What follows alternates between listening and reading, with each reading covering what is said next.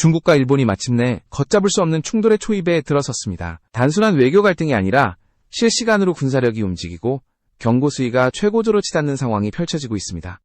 일본 총리 다카이치가 대만 유사시 집단적 자위권을 행사하겠다는 발언을 공개적으로 밝힌 순간부터 모든 것은 급격히 변했습니다. 중국 외교부가 이를 내정 간섭이라고 규정하며 강력히 반발했고 중국 내 여론은 일본에 대한 적대감을 노골적으로 표출하기 시작했습니다. 외교적 항의가 이어진 직후 중국은 일본 여행 자제령까지 발동하며 전면적인 압박에 나섰고 이때부터 일본 내부도 긴장 상태에 돌입했습니다.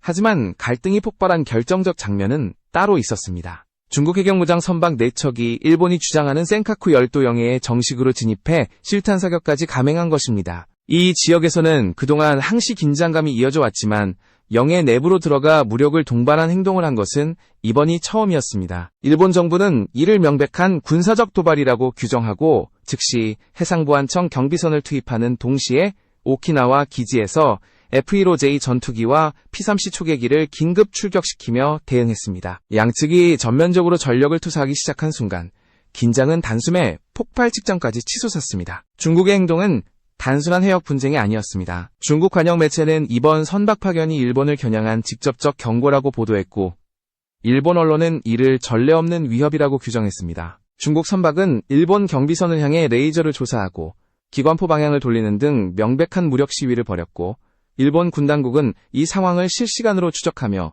대응 수위를 조정했습니다. 그러나 일본이 즉각적인 반격을 하지 못한 이유는 명확했습니다. 만약 이 지역에서 무력 충돌이 발생하면 이는 곧 중일 간 군사적 충돌로 이어질 수 있으며 그 파급력은 동아시아 전체를 뒤흔들 수 있기 때문입니다. 정치적 발언 하나에서 촉발된 갈등은 불과 며칠 만에 군사적 대치 상황으로 와버렸습니다. 중국 외교부는 일본이 대만 문제에 관여할 경우 치명적인 패배를 맞게 될 것이라고 강도 높게 경고했고 동시에 일본에 대한 여행 자제 조치와 경제적 압박까지 병행했습니다. 일본 내부에서도 위기감이 고조되며 국회는 비상회의를 열고 방위 예산 증액과 센카쿠 대응 전력 강화를 발표했습니다. 일본은 이번 사태를 중국이 실효적 지배를 강화하려는 시도로 판단했고 필요하다면 센카쿠에 인공구조물 설치까지 검토하겠다고 공개적으로 밝혔습니다. 이는 중국에 대한 명확한 메시지이자 상징적 영유권 표명을 강화하려는 전략이었습니다. 그러나 중국의 대응은 그보다 훨씬 더 거칠고 직접적이었습니다. 중국 중앙TV와 관영 매체는 일본을 향한 정면 공격 가능성을 언급하며 군사적 대응을 피하지 않겠다는 태도를 보였습니다.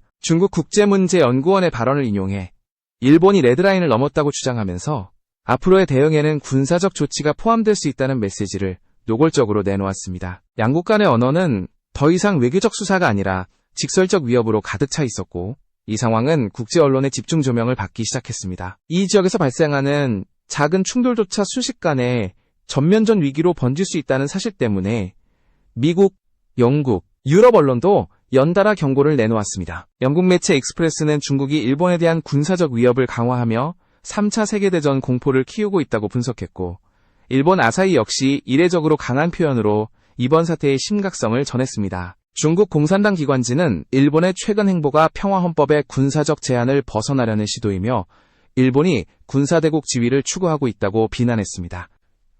이것은 양국이 이미 정치적 선을 넘었으며 외교적 해결이 점점 어려워지고 있다는 신호였습니다. 현재 상황에서 가장 위험한 지점은 양국 모두 물러설 수 없는 명분을 내세우고 있다는 것입니다. 일본은 센카쿠 영해 침범을 자국 주권에 대한 공격으로 규정했고 중국은 자국 해경의 순찰활동은 합법이라고 주장하며 일본의 항해 자체를 내정 간섭이라고 되받아쳤습니다. 양국의 주장과 행동은 한치의 양보도 없이 충돌하고 있으며 외교적 중재가 먹히지 않는 단계에 가까워지고 있습니다. 이 지역의 긴장은 이미 새로운 국면에 들어섰고 앞으로 벌어질 전개는 동아시아 전체의 안보 환경을 바꿀 수 있는 위험한 가능성을 품고 있습니다. 일본은 이번 중국의 무력 시위 이후 즉각 비상태세에 돌입했지만 내부적으로는 쉽지 않은 선택의 기로에 서 있었습니다. 센카쿠 영해에 대한 중국의 정면 도발은 명백한 군사적 충돌의 가능성을 내포하고 있었지만 일본은 이 사안을 함부로 확대할 수 없는 복잡한 현실에 직면해 있었습니다. 그 이유는 중국의 영해 진입이 단순한 항적 변경이나 해역 분쟁 수준이 아닌 실탄 사용과 무장 전력 전개를 동반한 행동이었기 때문입니다. 일본 정부는 이를 국가 주권에 대한 명백한 도전으로 규정하면서도 섣부른 대응은 오히려 일본의 외교적 고립을 가져올 수 있다는 점을 의식하고 있었습니다. 오키나와 기지에서 긴급 출격한 F-15J, 전투기와 P-3C 초계기는 중국 해경 선박들을 면밀히 추적하며 상황을 통제하려 했습니다. 하지만 일본 항공자위대 내부에서는 이미 위기감이 크게 확산되고 있었습니다. 이는 단순한 감시 임무가 아니라 언제라도 물리적 충돌로 이어질 수 있는 고위험 작전이었고, 일본 측 파일럿들은 필요시 교전을 각오해야 하는 환경에 놓여 있었습니다. 그러나 일본 정부가 요구한 임무는 명확했습니다. 중국 측의 공격이 시작되지 않는 한 먼저 무력을 사용해서는 안 된다는 것이었습니다. 만약 일본이 먼저 발포한다면 이는 곧 중일 간 전면전을 초래할 수 있는데, 일본은 이 지점에서 어떤 오판도 할 수 없는 입장이었습니다. 이 상황에서 일본 방위성은 긴급 대책회의를 열고 센카쿠 주변의 항공작전 구역을 확대하는 동시에 경계태세를 최고 수준으로 상향했습니다. 또 일본 국회에서는 사태 심각성을 반영해 방위비 증액과 해상 자위대의 경비 작전 강화를 신속히 추진했습니다. 일본은 중국의 행동을 실효 지배 강화 시도로 판단했으며 장기적으로 센카쿠에 인공 구조물 설치를 고려하고 있다는 사실도 공식화했습니다. 이는 일본이 상징적 주권을 명확히 하기 위한 시도로 국제사회에서도 큰 반향을 불러일으켰습니다. 그러나 중국의 무력 시위는 일본의 경고나 국제사회의 비판에도 전혀 흔들리지 않았습니다. 오히려 중국은 일본의 방어태세를 약점으로 간주하고 더욱 노골적인 태도로 일본을 압박했습니다. 중국 관영 매체들은 일본의 대응을 비웃듯 일본은 이미 중국의 전략적 주도권 아래 있다고 평가하며 앞으로 일본을 향한 정면 대응이 불가피하다는 논조를 내놓았습니다. 이는 일본 내부 보수층을 크게 자극했고 일본 여론은 급속도로 강경론으로 기울어가기 시작했습니다. 일본 정치권에서도 강경 발언이 쏟아졌습니다. 다수 의원들은 중국의 위협에 맞서기 위해 자위대의 임무 범위를 확대해야 한다고 주장했고, 일부는 집단적 자위권 행사 범위를 더 넓혀야 한다고 강조했습니다. 이는 일본 내에서 오랫동안 논란의 중심에 있던 평화헌법 9조의 해석과도 직결되는 문제로 일본 정치권의 이념 대립을 다시 격화시키고 있었습니다. 하지만 다카이치 내각은 이번 사태를 일본의 새로운 전환점으로 삼아야 한다며 강경된 기조를 유지했습니다. 그녀가 공개적으로 대만 유사시 일본의 직접 개입 가능성을 언급한 것도 이 같은 내부 기류와 연결된 움직임이었습니다. 한편 중국 외교부는 일본의 모든 항의를 일축하며 오히려 일본이 대만 문제에 개입할 생각을 버리지 않는다면 더 큰 대가를 치르게 될 것이라고 경고했습니다. 중국은 일본이 미국과 협력해 전략적 포위망을 강화하고 있다고 판단했으며 이를 견제하기 위해 일본에 대한 강경 대응이 필요하다는 입장을 명확히 했습니다. 중국의 논리는 단순했습니다. 대만 문제는 중국의 핵심 이익이며 일본은 절대 개입할 수 없다는 것입니다. 중국은 일본의 태도가 미국의 전략과 맞닿아 있다고 보고 이를 선제적으로 차단하기 위한 행동을 취하고 있었습니다. 이와 동시에 중국은 일본의 관광산업과 문화교류 영역에서도 압박을 가하기 시작했습니다. 일본 여행 자제령을 선포한 뒤 중국 내 여행사들은 일본 단체 관광을 대규모로 취소했고, 이는 일본 관광업계와 항공산업에 즉각적인 타격을 주기 시작했습니다. 중국 언론은 이를 일본에 대한 경고 메시지라고 강조하며 일본이 일방적으로 긴장을 고조시킨 책임을 지고 있다고 보도했습니다.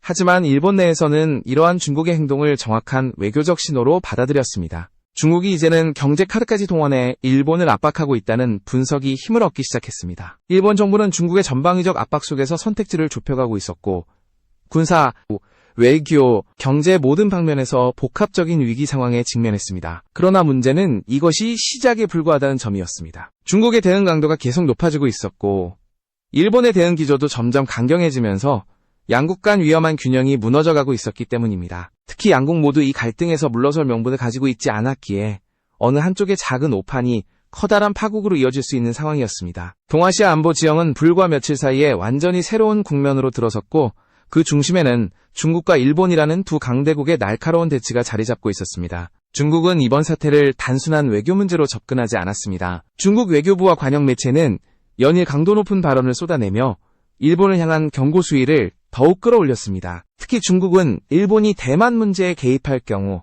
결정적인 패배를 맞을 것이라는 메시지를 반복적으로 전하며 일본의 정책 결정 구조를 정면으로 겨냥했습니다. 중국은 이번 갈등이 일본 내부의 정치적 계산에서 비롯된 것이라 주장했고, 이를 빌미로 일본 총리 다카이치의 발언을 강하게 비판했습니다. 중국 관영 매체는 다카이치의 발언을 단순한 외교적 실수로 규정하지 않았습니다. 일본 우익 세력이 전후 체제를 다시 흔들며 군사대국으로 회귀하려는 의도를 드러낸 것이라고 주장했고, 이는 중국 내부에서 강한 반발 여론을 형성시켰습니다. 인터넷과 SNS에서도 일본을 비난하는 게시물들이 급증했고, 중국 정부는 이러한 흐름을 적극적으로 이용하며 일본에 대한 대내 여론을 결속시키고 있었습니다. 중국의 반발이 격화되는 가운데 대만 언론은 충격적인 정보를 추가로 공개했습니다. 중국 해사국이 동중국해 북부에서 실제 미사일 사격 훈련을 개시했으며 이는 명백히 일본을 겨냥한 무력 시위라는 분석이었습니다.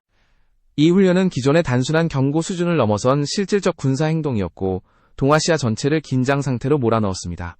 대만 타이페이 타임스는 중국이 정치적 목적을 달성하기 위해 일본과 대만을 동시에 압박하고 있으며 이는 인도태평양 지역의 안보에 심각한 위협을 초래하고 있다고 지적했습니다. 중국의 이 같은 행동은 일본의 센카쿠 대응 능력을 시험하는 동시에 대만을 향한 군사적 압박을 강화하기 위한 전략의 일환이었습니다.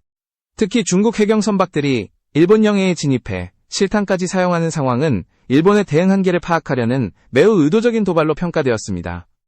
일본이 무력을 사용하지 못하는 것을 확인한 중국은 자신들의 전략적 우위를 더욱 공고히 하려는 듯 행동 수위를 높여갔습니다. 중국의 행보는 여기서 끝나지 않았습니다. 중국 외교부는 일본이 미국과의 안보 협력 관계를 확대하고 있는 점을 문제 삼으며 일본을 미국의 대중포위 전략에 협력하는 국가로 규정했습니다. 이는 중국이 일본을 전략적 경쟁자로 명확히 인식했음을 의미했고 중국 내부 정책 결정 라인에서도 일본에 대한 강경 대응을 정당화하는 논리가 강화되었습니다.